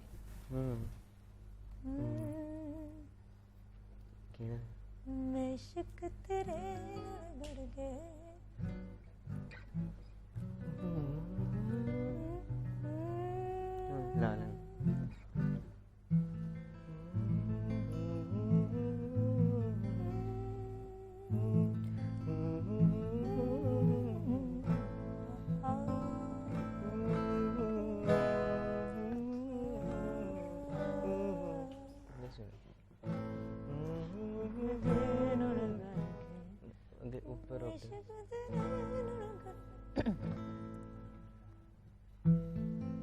मैं इश्क तेरे नड़ करके जिंदनों में तेरे करके बैठी तका हुण रावां तेरियां, मैं सुपने सजाए तेरे, मैं वाद निभाए तेरे, तू जांदे जांदे गयो सब तोड़ के, वे बेकदरा दिले बेनाम तेरे नाम कर दिता, मैं सब कुछ हार के एक बार तेरे नाम कर दिता, वे बेकदरा दिले बेनाम तेरे नाम कर दिता, मैं सब कुछ हार के एक बार तेरे नाम कर दिता। क्या बात है जनाब, क्या बात है, वेरी गुड। ये ओएसटी का वो था जो आपने गाया? हाँ बिल्कुल, ये पार्ट था इसी तरह, आगे इस तरह के और पार्ट्स थे। ठीक है, आगे क्या फ्यूचर प्लान्स क्या हैं आयशा आपके? म्यूजिक एक पैशन है मेरा, और अच्छा। इस हवाले से मैं ये कहूँगी कि इसको प्रोफेशनल बनाना चाह रही थी मैं। एक पैशन है तो सही, अब जिसमें दिल लगता है ना वो आपका काम बुलंदी पे जाता है, रूज हासिल उसको ही होता है, मुझे ये लगता है मेरा। तो ये शौक है मेरा, और इस शौक को अगर आपकी मेहनत भी इसमें नजर आने लग जाए ना, तो इससे अगर आपको किसी तरह की वो मिलती है, एप्रिसिएशन मिलती है, जी जी, तो इससे बेहतर और कोई काम नहीं है। ठीक, मैं म्यूजिक को ही लेकर जाना चाहती हूँ आगे। Job and other hand, job करना वो अलग बात है, मैं अभी जॉब भी कर रही हूँ, लेकिन साथ साथ इसको आप प्रोफेशनली परस्यू करना चाहती हैं, that's good. Ayesha Afzal singer हमारे साथ मौजूद थी, उमर जुल्फिकार गिटारिस्ट ने भी हमें ज्वाइन किया था। आप दोनों का बहुत शुक्रिया और बेस्ट ऑफ लक आप दोनों का, कि आपका फ्यूचर अच्छा रहे, रोशन मुस्तकबिल रहे आप लोगों का। और जनाब मुझे अब आप इजाजत दीजिए, अपना बहुत सारा ख्याल रखिएगा, अल्लाह हाफिज।